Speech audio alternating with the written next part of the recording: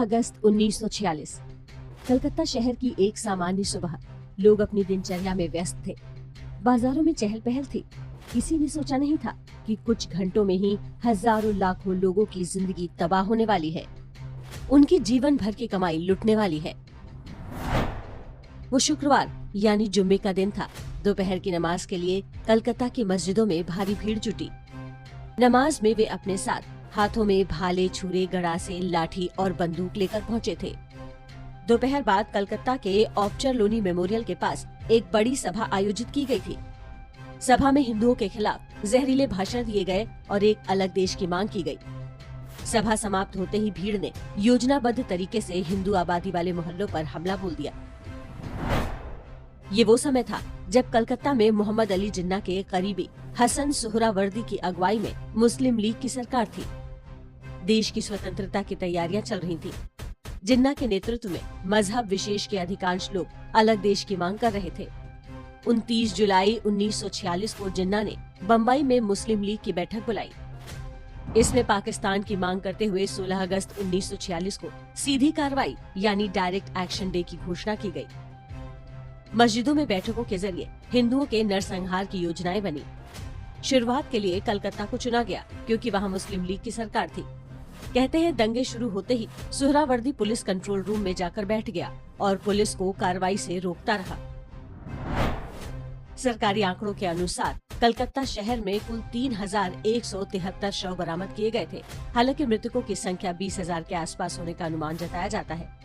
हजारों हिंदू महिलाओं और बच्चों के साथ बर्बरता की गई। विश्व में हाल के इतिहास में एक दिन के अंदर नरसंहार की संभवतः ये सबसे बड़ी घटना थी। कई दिन तक कलकत्ता के आसमान पर चील और गिद्ध मंडराते थे। इसके कुछ चित्र आज भी उपलब्ध हैं। हिंसा के इन सभी चित्रों को हमने धुंधला कर दिया है ताकि YouTube और Facebook इस वीडियो को ब्लॉक न कर दे। गूगल पर डायरेक्ट एक्शन डे सर्च करके आप इनकी सच्चाई की जांच स्वयं कर सकते हैं। बाद में अंग्रेज जज सर पैट्रिक स्पेंस की अध्यक्षता में एक जांच आयोग बना, जिसने माना कि मारे गए लोगों की संख्या सरकारी आंकड़ों से कई गुना अधिक है। इस जांच में सुहरावर्दी और उसके कई मंत्रियों की भूमिका भी स्पष्ट रूप से सामने आई। डायरेक्ट एक्शन डे कोई दंगा नहीं बल्कि पूर्व नियोजित नरसंहार था। डायरेक्ट एक्शन डे से पहले सुहरावर्दी ने कलकत्ता के कुल 24 थानों में से 22 पर मुस्लिम थाना प्रभारी नियुक्त कर दिए।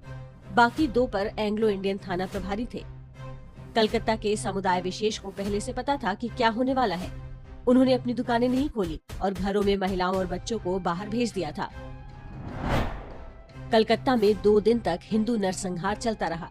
जब कोई सहायता नहीं मिली, तब पेशे से कसाई गोपाल पाठा ने हिंदुओं को एकजुट करके हथियार उठाया। इस पर हमारे वीडियो का लिंक आप डिस्क्रिप्शन और कमेंट्स में देख सकते हैं। आप सोच रहे होंगे जब हिंदुओं का ये नरसंहार चल रहा था तब अहिंसा के पुजारी महात्मा गांधी क्या कर रहे थे। गांधी जी बंगाल गए थे, लेकिन मुस्लिम लीग और उसके दंगाइयों को रोकने के लिए नहीं, बल्कि आत्मरक्षा में हथियार उठाने वाले हिंदुओं को शांति का पाठ पढ़ाने के लिए गांधी जी ने हिंदुओं से हथियार डालने की अपील की। डायरेक्ट एक्शन डे के मात्र 2 महीने बाद नोआखाली में हिंदुओं का नरसंहार शुरू हुआ। उस समय यही सुहरावर्दी महात्मा गांधी का बहुत प्रिय बन चुका था। बाद में वो पूर्वी पाकिस्तान यानी बांग्लादेश चला गया और वर्ष 1956 में वहाँ का प्रधानमंत्री बना। 16 अगस्त 1946 के दिन कलकत्ता में हुए डायरेक्ट एक्शन डे की एक झलक 23 फरवरी 2020 को हम दिल्ली में देख चुके हैं। यहाँ भी बिल्कुल उसी तर्ज पर हिंदुओं पर हमले किए गए थे। डायरेक्ट एक्शन डे एक मॉडल है जो आज भी भारत की एक बड़ी आबादी के मन मस्तिष्क में छपा हुआ है। वो हर समय इसकी तैयारी में है। स्वतंत्रता के बाद कांग्रेसी सरकारों ने डायरेक्ट एक्शन डे को स्कूली पुस्तकों से गायब कर दिया ताकि भारतीयों की आने वाली पीढ़ियां कभी अपने इतिहास से कोई सबक न लेने पाए।